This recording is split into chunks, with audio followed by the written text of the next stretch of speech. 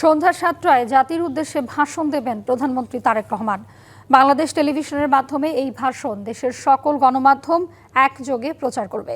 এদিকে মন্ত্রিসভার সদস্যরা সাভার ও জিয়া উদ্যানে শ্রদ্ধা নিবেদনের পর কথা বলেন গণমাধ্যমের সঙ্গে। বলেন, সকল সরকারি অফিস দুর্নীতিমুক্ত করা সরকারের জন্য বড় চ্যালেঞ্জ।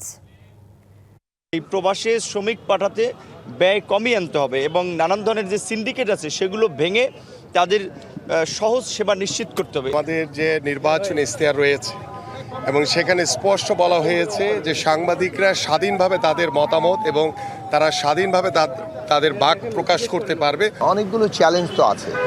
একদিক থেকে তো হচ্ছে যে ধরুন এই যে ক্ষমতার ভারসাম্য এবং জবাবদিহি তৈরি করা, একটা ফ্যাসিস্ট ক্ষমতার বিপরীতে একটা গণতান্ত্রিক ব্যবস্থার প্রতিষ্ঠা। রাষ্ট্র ব্যবস্থাপনার গুণগত পরিবর্তন হচ্ছে, রাজনীতির গুণগত পরিবর্তন হচ্ছে, জনবান্ধব রাষ্ট্র ব্যবস্থাপনা প্রতিষ্ঠা করার অঙ্গীকার আমাদের রয়েছে, জনগণের প্রত্যাশা রয়েছে। খাল খনন কর্মসূচির মাধ্যমেই আমরা যেন নতুন সে আন্দোলন গড়ে তুলতে পারি, নতুনভাবে বাংলাদেশটাকে বিনির্মাণ করতে পারি।